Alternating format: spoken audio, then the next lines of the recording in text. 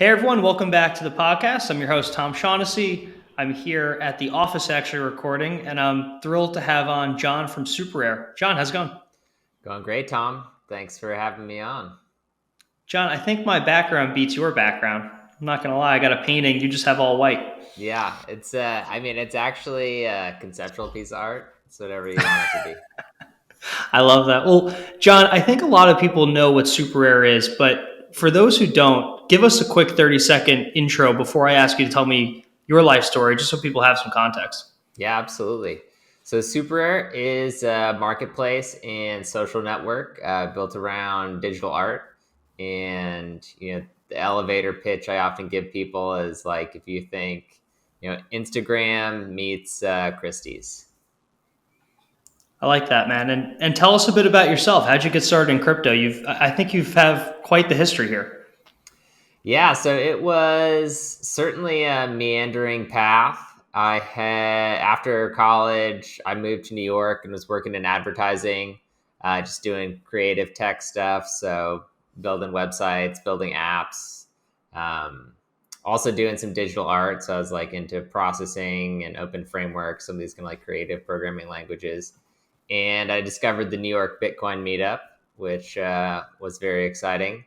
Kind of just started slowly falling down the rabbit hole, did the whole read the white paper thing.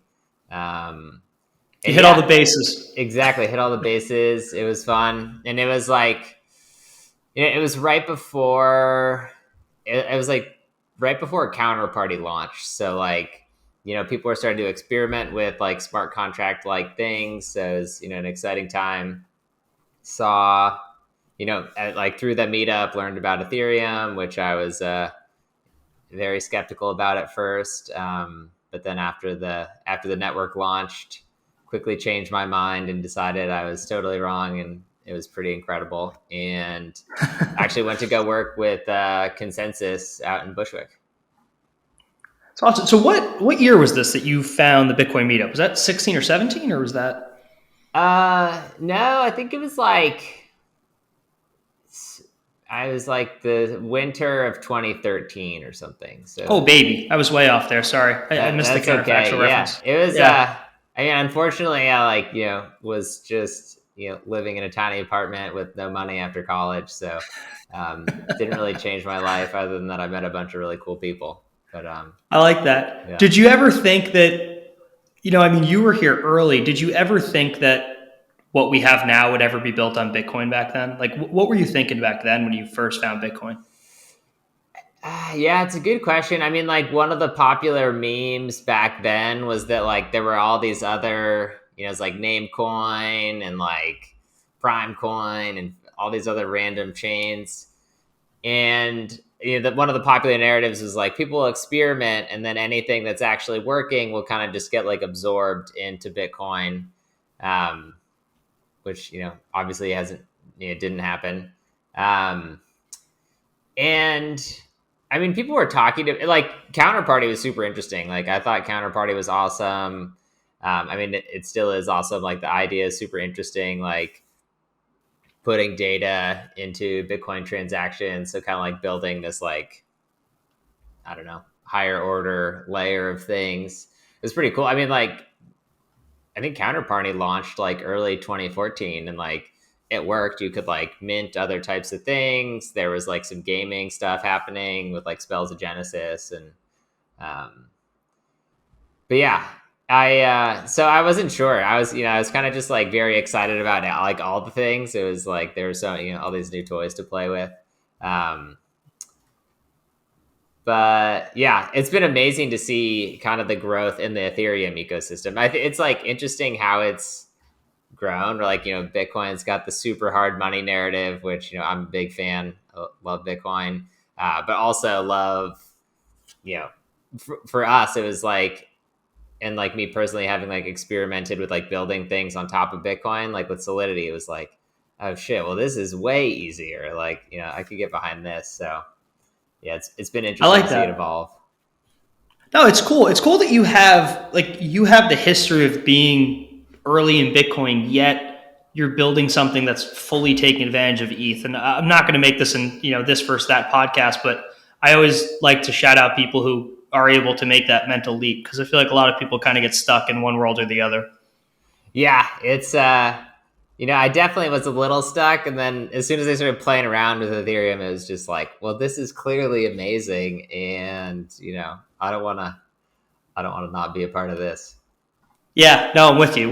Most people that don't like it have never used it, so that's usually the Yeah. barrier. But John, I mean, your whole business is built on NFTs, I think, right? And an insane amount of creativity and art, and it's something that's unlike DeFi, because DeFi is amazing, but it's hard, and it takes a while to get up to speed. But NFTs are just super simple. People get it. It has a huge target base. Tell us a bit about SuperRare.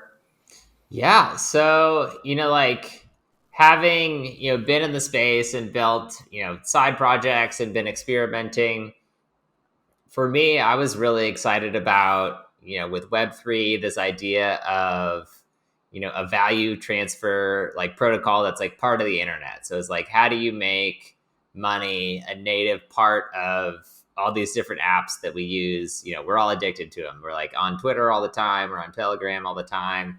And it's like, how do you add this money layer, right? That was like the big story, or at least for me, it was like, wow, there isn't really a value transfer layer or value transfer protocol on the internet. Like, how's that going to change things? And so, in thinking about that, like the first just sort of like hints of SuperRare were like, okay, well, what would it look like if, you built a social network that didn't have an advertising business model, right? Like, my incentive isn't to try to like keep you trapped in the app. It's like, more of a utility. Could it be? And then like with the advent of NFTs and like seeing the standard, it was like, oh, what if it could be like, a marketplace business model where, it's like totally peer to peer. Like this is, I thought that the idea was pretty interesting. And then with my background in processing and having like, been interested in digital art for so long, it was kind of just this aha moment of, it was actually at DevCon 3 in Cancun, like Ether Delta was like the highest volume. And it was like right before CryptoKitties took off.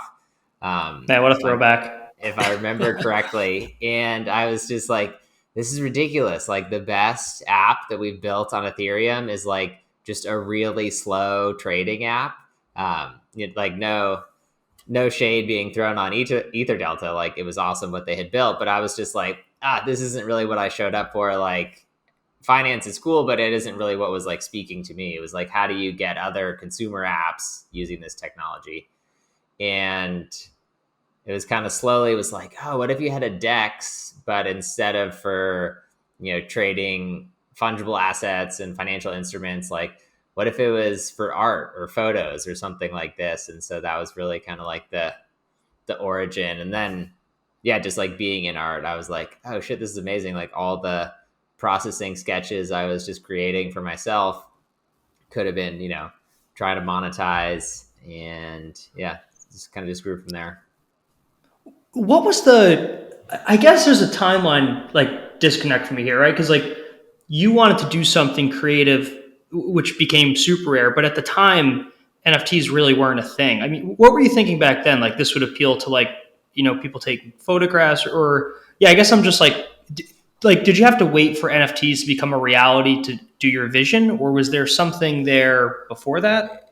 Yeah, so it was just like ruminations in my mind, and then when I saw like the Dapper Lab team like pioneering the standard around like unique individual objects, I was like, oh, this is going to be huge. Like a lot of the smart contract stuff I had done before involved some kind of unique identifier in some Solidity smart contract, and I just felt like all the other parts of the internet have been standards based. The ICO boom was a simple standard that everybody adopted, and we saw how much like wealth was generated there. So I was like, okay, unique identifiers are like a native part of the internet. Every tweet has a unique ID. Every video has a unique ID. Like it's literally a core feature. And so if digital objects with unique identifiers could also be bearer instruments. Like that's crazy. Like how do you even think about like what this market's going to look like? So it was just like, oh, I have to just go start building stuff because this is going to be amazing. And then the thing that was most interesting to me personally was digital art. So The cool thing about your story is, and I mentioned this to start, is like you had incredible foresight at those, early Bitcoin days to adopt Ethereum, at the Ether Delta days to want to do something creative, non-finance. I know we're kind of deep into NFTs right now and it's all the rage, but what's your foresight on what's important here and where we're going, right? Like, do we stop at artwork? Like, what gets you really excited about NFTs? I mean, you could talk about different versions, different types, different experiences. Like, what gets you going now, but also, what do you want to see? Because you're somebody who could see into the future a bit, and you already have. yeah, I think what, collecting has been very much part of the human experience, and it hasn't really gone through this digitization process yet. Where it's like, video did, music did, um, so many of these kind of like fun parts of, like collecting is just a fun part about being a human, or, lots of people think so. And it's kind of tied into the digital identity thing. Like, I think that's part of why the avatar stuff is like hit so fast and hard. It was like, it's just, no matter if people like want to make fun of Visa for collecting a CryptoPunk, like they've probably never bought a CryptoPunk and like made it their profile picture because it's extremely fucking fun. Like, and that's just why this, it's like the collecting in this sense is so much more like, if I have a surfboard collection and I have a small art collection, and the only people who ever see it are people who've been to my house. But like, if you make your new CryptoPunk your Twitter profile, it's like on blast to the whole world, and so it's fun and exciting in a different way. And so I think that's like the tip of the iceberg, and just thinking about like AR fashion, where like it kind of seems silly, but like people just love face filters, right? Like this stuff is clearly not going away. It's like people are obsessed with it. And so I think that like having this, like the digital identity also kind of becoming more part of your physical identity in a weird way is kind of where this is, like I think that's where we're going, where like people will have interesting weird AR clothes that they're wearing for the day, or um, things like that. So I don't know. That's kind of like Yeah. where my head goes, where it's like, for me, the metaverse isn't necessarily just Ready Player One. Like it's almost a spectrum of like, do you want to just be playing with AR and you're kind of like on the edge of the metaverse, or do you like go all the way deep and like now you're completely immersed? But they're not like, I think it's like a continuum versus like a place that you go to. No, that's fair. It's good color. I mean, one of the side effects of having such a creative explosion of NFTs is, I guess, all the extra that piles up, right? Like, we have rocks selling for 1.3 million, but we also have, a graveyard of, tens of thousands or hundreds of thousands or millions of NFTs that people will probably never touch, that may not have much value, right? Like, in your mind, how do we, like as that piles up, how do we have that fight for quality while maintaining creativity, right? Like we don't want to just stay on punks. We want creativity, but we also don't want billions of worthless NFTs. How do you keep the creativity going without kind of, just piling on this debt of never ending NFTs? Yeah. Well, I do sort of think there's just going to be more and more NFTs. Like early on, we were like, well, if this actually happens, there's going to be like billions, if not trillions of these things. And I mean, that was kind of part of the decision to be, like have curation, like be part of the platform, is like, if we are in a world where there's just like a huge number, like an unfathomable number, it's like, how many YouTube videos are there? Like, I don't know. I haven't seen most of them. Probably don't want to either.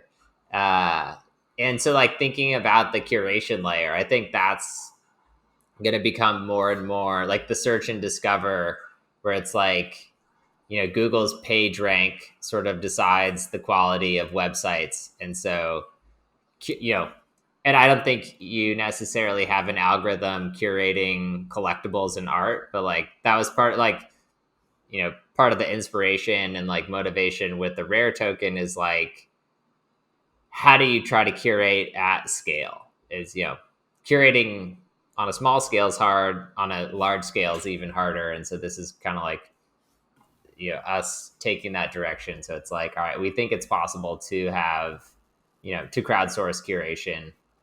You just have to do it kind of slowly and thoughtfully.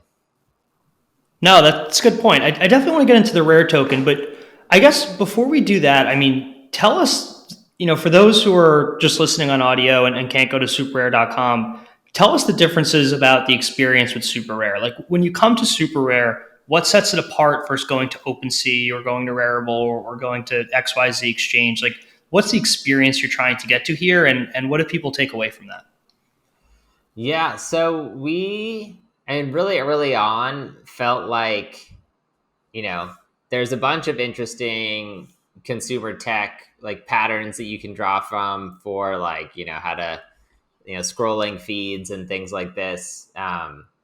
And so it's like, well, you don't want to like throw it all out. It's not all bad. But at the same time, our goal with Super Rare wasn't, like I said, it's not ad driven. So we don't necessarily, it's not like, oh, our goal is to like kind of like trap you here.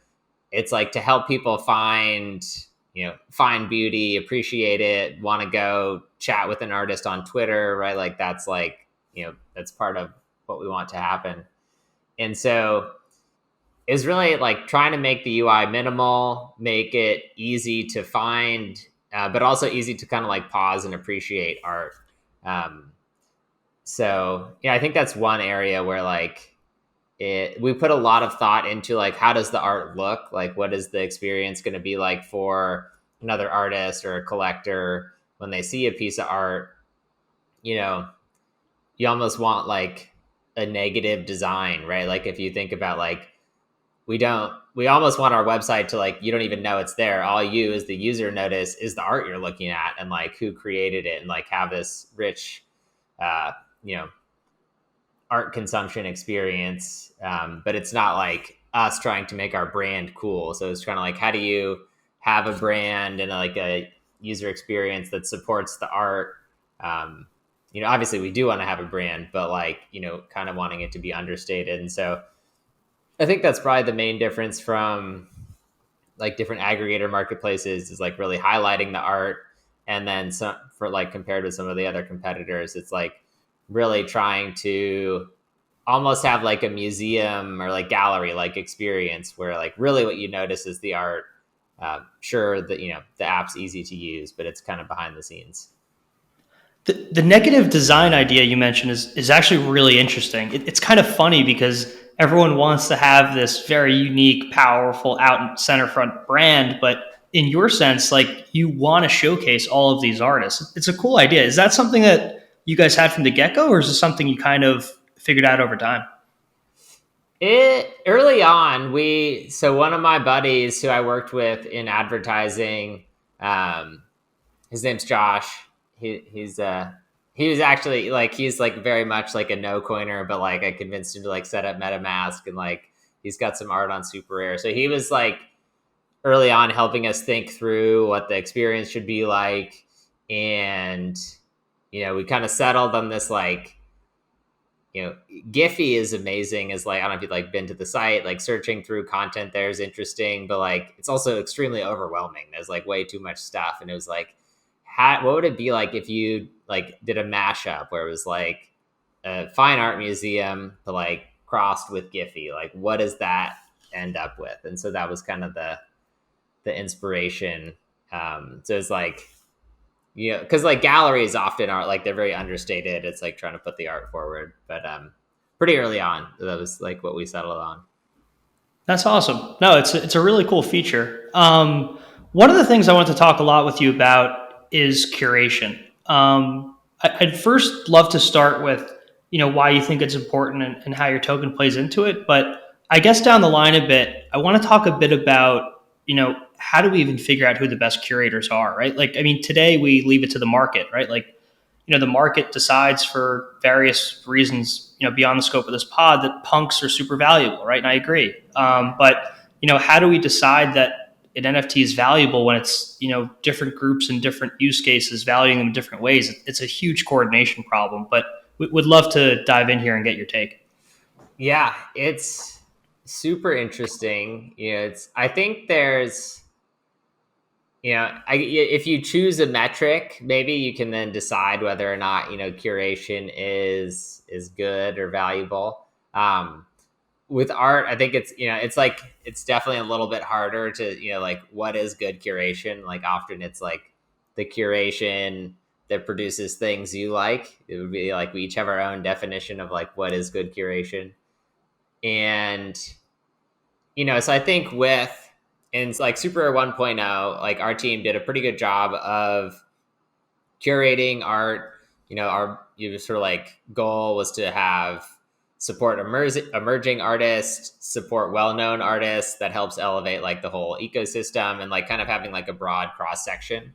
But still are limited by the amount of applications we can review, our own personal preferences and tastes in art, and thinking through like, okay, what's the like the big, like what do we want Super to be, right? If this is the place where people come to discover and collect the best and most interesting internet art, you need a much sort of wider range or more diverse group of voices curating what they each individually think is interesting.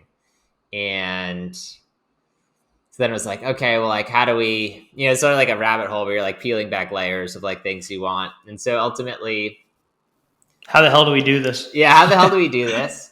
But, Yep. we were lucky in that there was this kind of like emergent pattern on SuperRare where we would talk to, people who did feel like they had, good curatorial tastes, had, either a mission they were interested in or like, like often curation has like some sort of theme, and we would work with these they were gallerists, they were just curators. Early on there's a this guy Mark who runs a it's kind of like an art collective called Feltzine, who I was like super stoked because I was a big Feltzine fan, and he's like we connected, which I was like trying not to be too much of a fanboy because like for a long time I was like, oh, this stuff is so cool, but it was like, oh hey, I have like the type of art I like to curate. I want to have like a voice within SuperRare. And so we worked together, and like it was this emergent pattern where people would like want to curate their own artists, their own just like a select group of art, which wasn't necessarily in line with like our internal teams like curatorial tastes. But it's super interesting, right? It's like this conversation back and forth, like somebody one of the viewers or listeners might love the painting behind you. Somebody else might think like, oh, this is terrible, or, for whatever reason, but like people have these opinions. And so that's kind of the idea with these super spaces was like, well, if we could take this emergent pattern and like extrapolate it into a product feature where, if you don't like the style of curation that a space is doing, then don't go look at the art. Like it's pretty straightforward. But it allows for people to kind of like find their tribe and like find what they're into. And I mean, I think ultimately like the first iteration will probably be relatively limited feature set, but like long term I could see these spaces sort of like being their own little DAOs or something like that, with members who are on the collecting side, on like the art producing side. But Yep. No, that's great color. And where exactly does like the curation take place? Is it curating the artists on Super, or is it curating the artwork that's displayed? Like where does the curation play into this? yeah, so with Rare, basically the token holders are going to be voting on like we're going to have like bi-weekly spaces are going to be added, and so people will get to vote on what's the next space. So we looked at all the different most of the sort of like patterns we were looking at were more like DeFi kind of like governance patterns. but just trying to like draw inspiration from those. And then so like, we'll have essentially these proposals people will get to put together.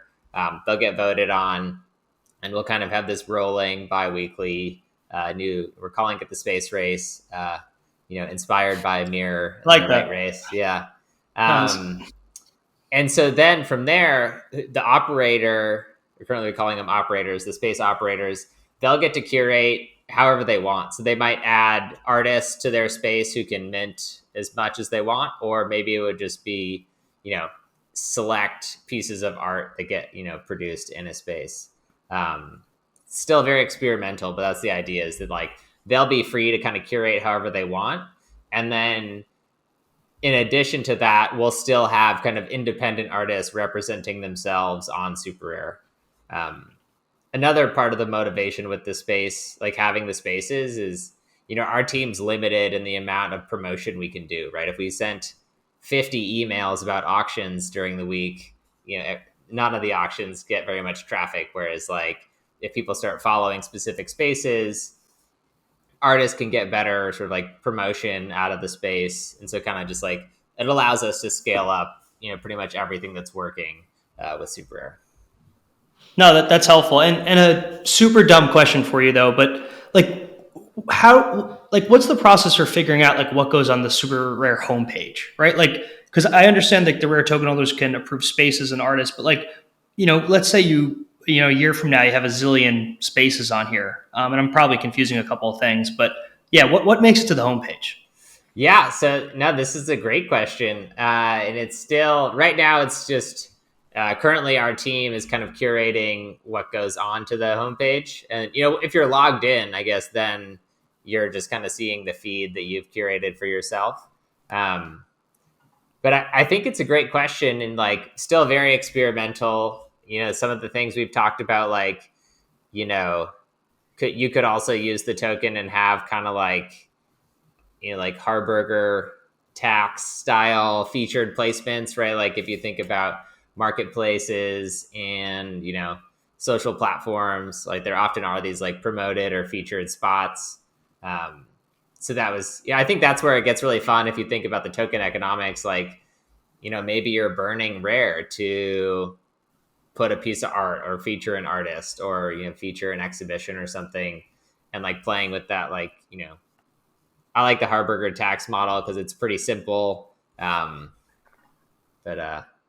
although I never No, it sure is. I if I'm mean, saying it correctly, like, no. yeah. It's fine. It's kind of cool to think about though, because I mean, I've never like maybe there's a traditional comparison here. I'm not sure if there is, but in the traditional world, is there anywhere where artists now own part of the protocol that they're selling on? I don't think there is, right? I mean, other than like buying stock in eBay and trying to sell Yeah, something. I don't really think so.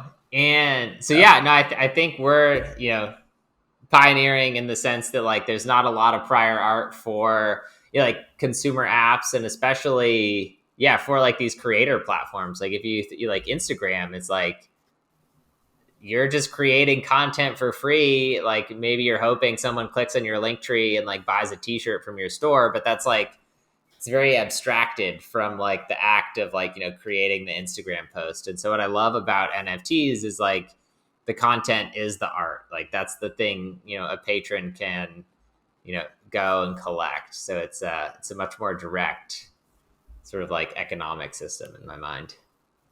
No, I'm with you there. And I guess the other thing that plays into this, and I'm going to botch the tweet. It's from the, mega old punk owner who's super well known, but basically he was comparing like quality to quantity here and on creators dropping NFTs. And a really good point and obvious in hindsight that he brought up was, if you drop something super valuable, like the artist will earn so much on royalties from that on secondary sales.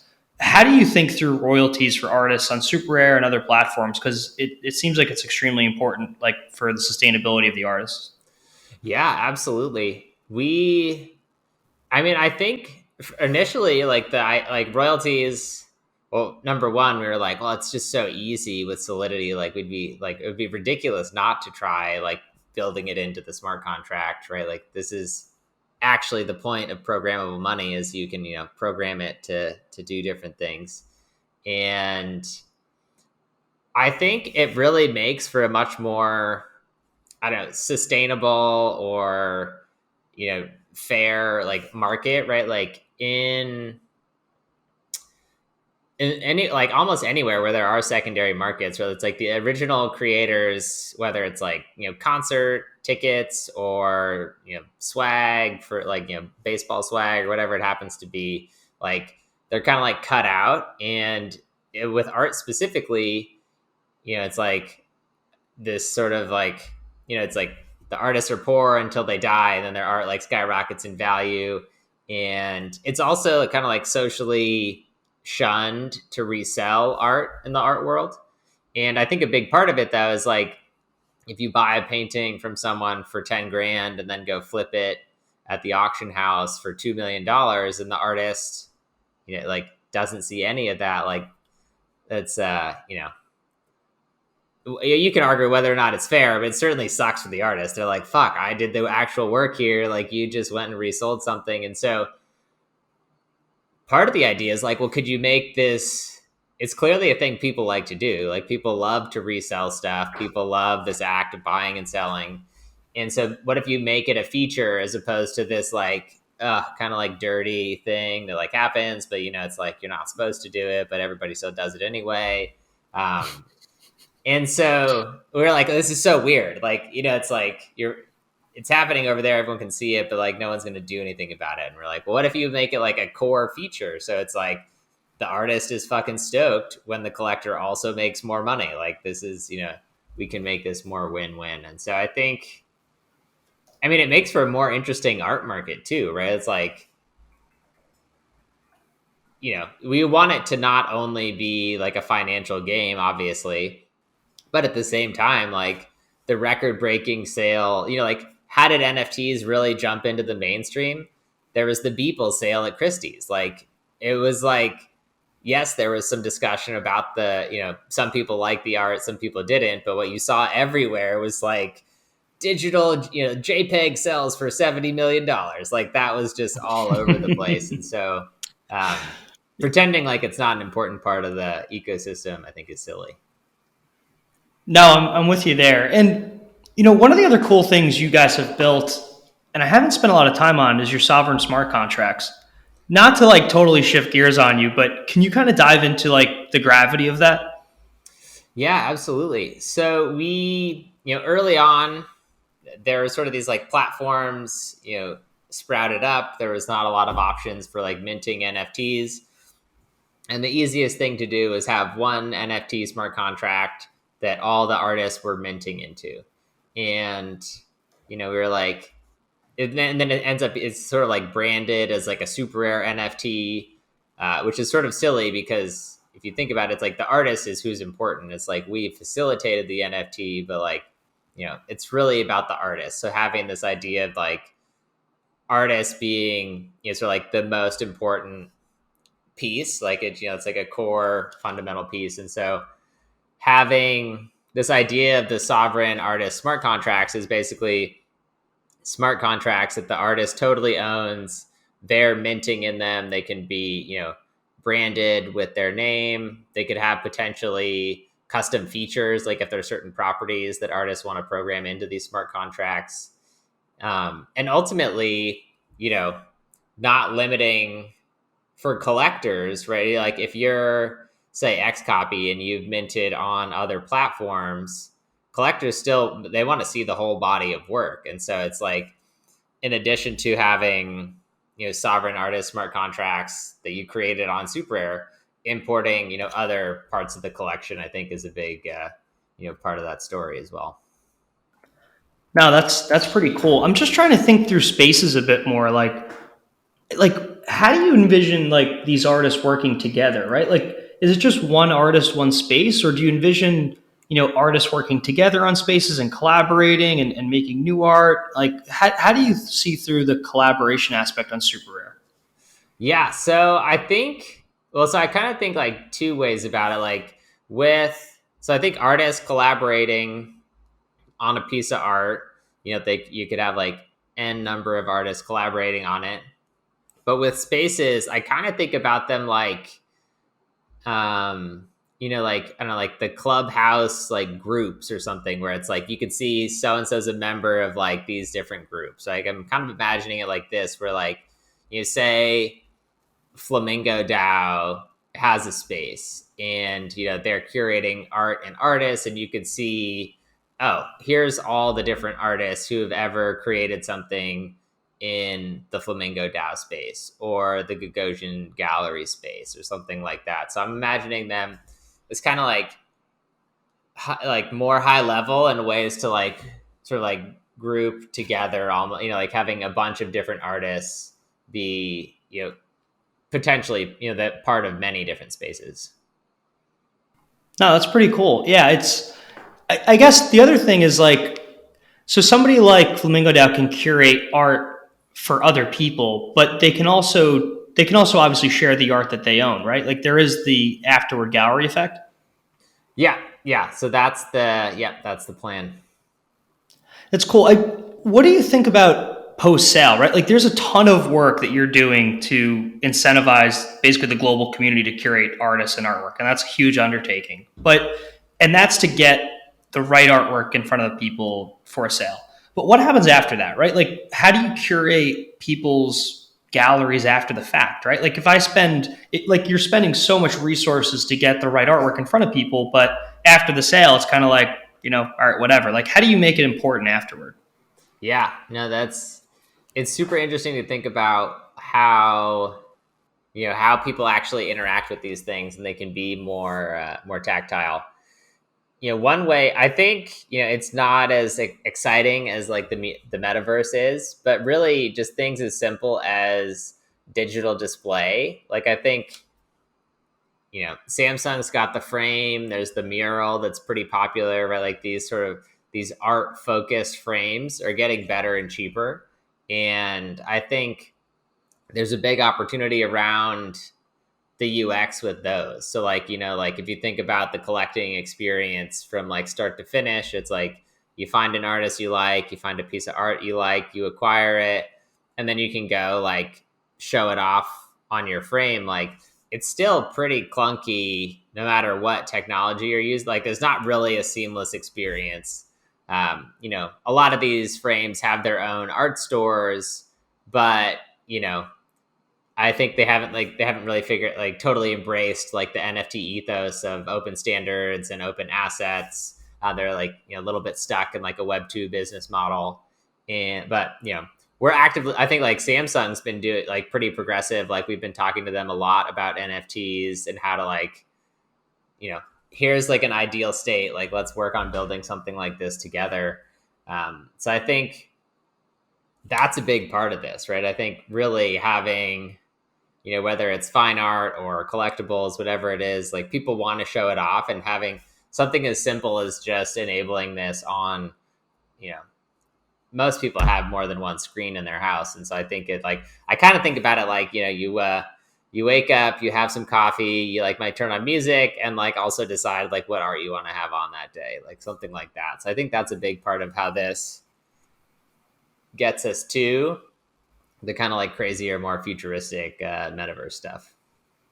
No, I'm with you there. And when you're thinking through incentives, I guess my concern with curation is always, I'm rewarded now, but what about later, right? Like if people are curating for SuperRare, obviously they own the rare token, they get the value flow through the increasing the quality and transactions on the site, et cetera. But is there any follow through for the curators after the fact? Like, is there any value flow to them down the road for curating what may become something that's extremely important? Like, let's say somebody curates punks early on before they're valuable. Like, do they get some type of outsized reputation or reward down the line for that, having that, thought early on? Yeah.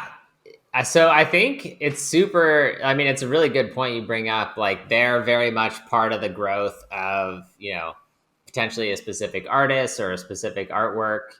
And not too long ago, we announced like piloting this like collector royalties concept, where like just kind of like playing with these people are sort of interacting together, adding value to this ecosystem. And so I also think curator royalties are like a pretty interesting concept. There's this, it's like the comment on YouTube or whatever. It's like saw it first.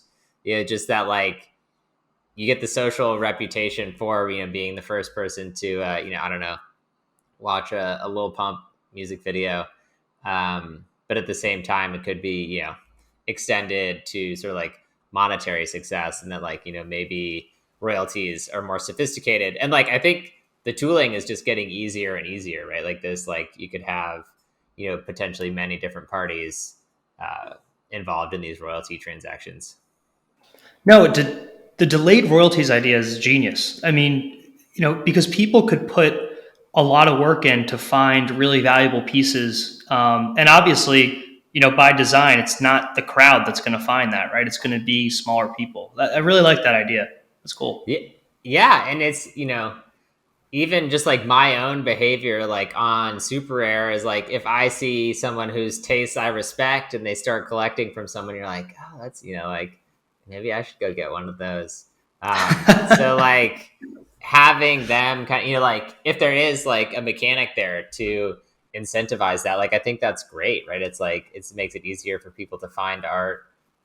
It makes it easier for them to collect it, which benefits everybody. Yeah. Now, I was chatting with Coley B. He goes by a close friend in the space who helps me to understand it. And one of the key points that he brought up during our conversation was, I guess, exactly what you're attempting to solve, right? That the NFT space, when there's a drop, it's dominated by the projects that get a ton of social media and clout and plug the right people in. But for the smaller artists, it's obviously extremely hard for them to get eyeball time, right? Do you have any success stories you can share on, how Super Rare helped like the unknown artist, achieve the top, despite all of this, NFT spam per se on Twitter? Oh yeah, that's a good question. I mean, certainly prior to the NFT spam, it's easier to put, like I think a number of artists on SuperRare were not famous, well-known artists before all of this started.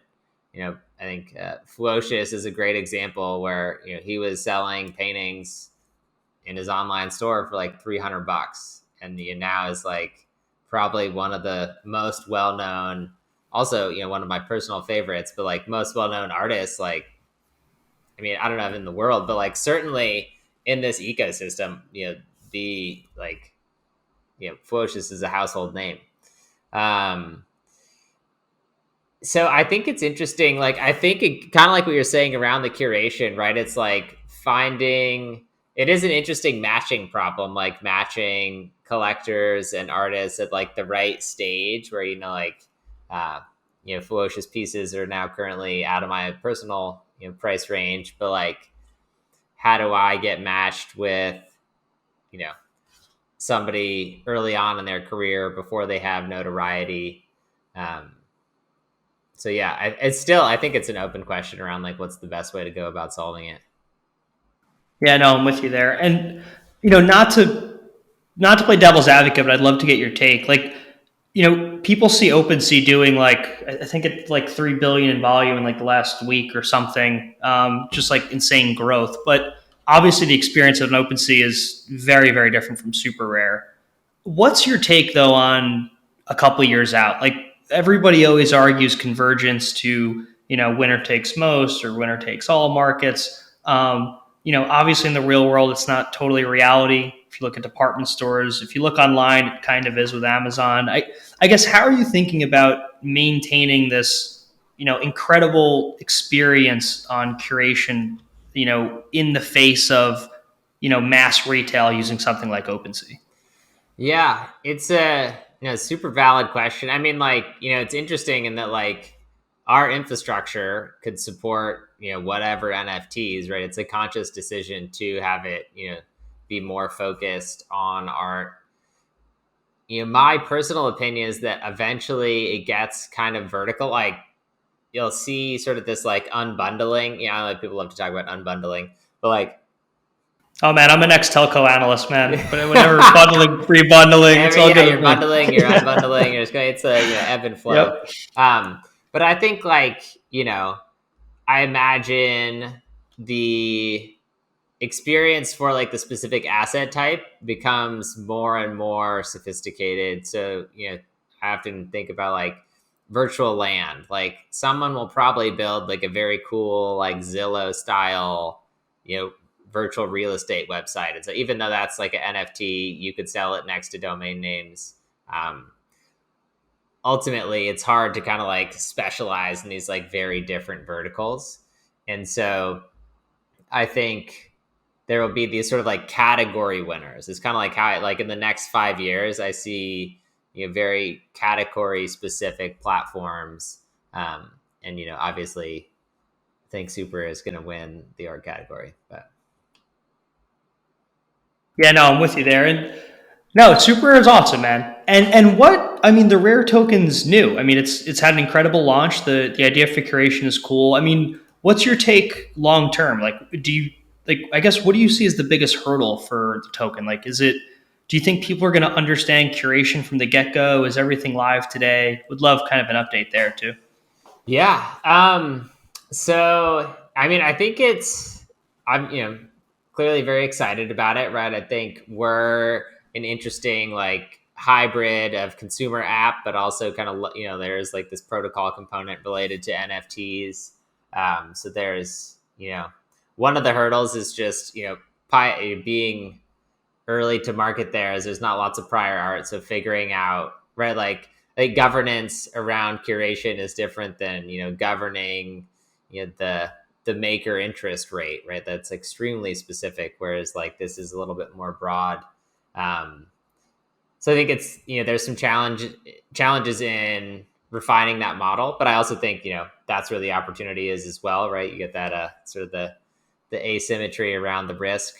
And then I mean, I think another challenge is like where the crypto crowd totally understands what these tokens are and like what they mean, how to use them. And like I really see this as a much more mainstream sort of art, right? Like you don't need to know anything about monetary theory to appreciate art. And so and that's kind of like why we're thinking calling it the space race. We're not calling it like decentralized DAO governance of curatorial, right? It's like, how do you make governance a fun product so you can have high engagement? So I think that's the biggest challenge. Like I think it's a big opportunity, but it is still something to to be ironed out. No, I love that. And John, we have like 5 or 10 minutes left. I'd love to switch gears to you. I want to start with hardest hurdles to overcome, and then we'll go to the best ones that you've overcame. But I guess what was the biggest setback for you that you overcame in SuperRare's history? Like, what was something that just you woke up one day and you're like, "Fuck, man, I don't know if I can do this." Like, what was something that was a hard thing that you overcame that people might not know about, that people might not know about, or they might know? Either one. Either Let's way. see. I mean, I think we were extremely early, and so basically we did an accelerator program. So like had a little bit of cash for 3 months, and then came out, and it was like middle of crypto winter, like complete failure to raise, and like we didn't get a single dollar after the accelerator. So it's like, great, this isn't really what that hurts. This is what you read about on fucking TechCrunch. Yep. So it's like, oh, is this a terrible idea? And so had the title ready to go. SuperRare raises. Yeah, already wrote the press release. There's like sat around collecting dust. So that was super challenging. Like the three of us, there's 3 co-founders. It's my brother and our cousin Jonathan. We had quit our jobs to dive in, and so it was just pretty challenging. Like we were like doing side projects, so it's a lot of like, all right, well, I'll do this thing from 6 a.m. until 3 p.m. and then I'll switch gears, and like we could do a super stand up at 4 and like work until midnight. And so it was like definitely a challenge, and there were many times where we were just like, oh my god, like, is this worth it? Like, it's, like, it's fun and cool, but like, is this just like a really hard hobby that we have, or like, what's gonna happen On here? the So 10th Red Bull, you start arguing whether you should go back to your job or yeah, not. exactly. Everyone's like, fuck, I quit my job where I actually got paid. Like, this is horrible. No, it's interesting, and I mean, you started your career in crypto so early, right? I mean, I know I keep saying that, but it feels like the NFT crowd is a totally new crowd, and you're someone who's been here since 2013 or so. Like, it's awesome to see you go from new quote new paradigm to new paradigm, kind of. Yeah. Well, yeah, I mean, really early, I was like the internet money plus consumer web is going to be super lit. Just don't exactly know what it's going to be like. And I think we're starting to see, like, okay, here, this is actually what it's going to be like. Yeah, no, I love that. And I guess any words of caution for those entering the NFT space now? Like, I just saw an alert that a Bored Ape just went for 500 ETH. Oh my It looks word. sick. Yeah, it's rainbow. It's got a cool robot eye. It just looks great. But yeah, what I guess what would you caution people who you want to make sure that they authentically stay in the NFT or crypto space, but they also take part? Like, how do you get them to stay, learn the right way? Yeah. Well, I mean, I don't know. It probably sounds cheesy, but it's like, what was fun early on for us is like, no one was making any money, and it was like, well, this is just cool. We're like making art, like making friends, like this is awesome.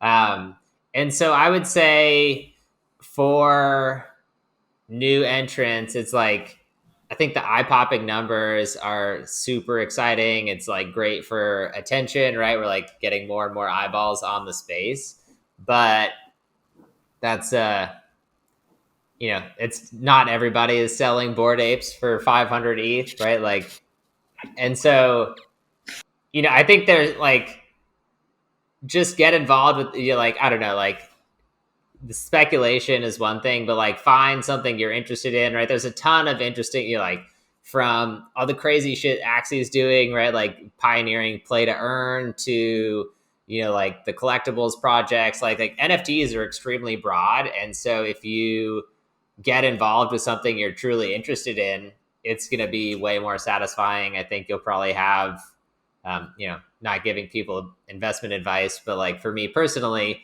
when I've been passionate about things, I've had better returns than if you're like just coming in to be like, oh, sick. It's this is the cool new way to like, diamond hands. I'm going to get rich. If that's your mindset, you're probably not going to get rich.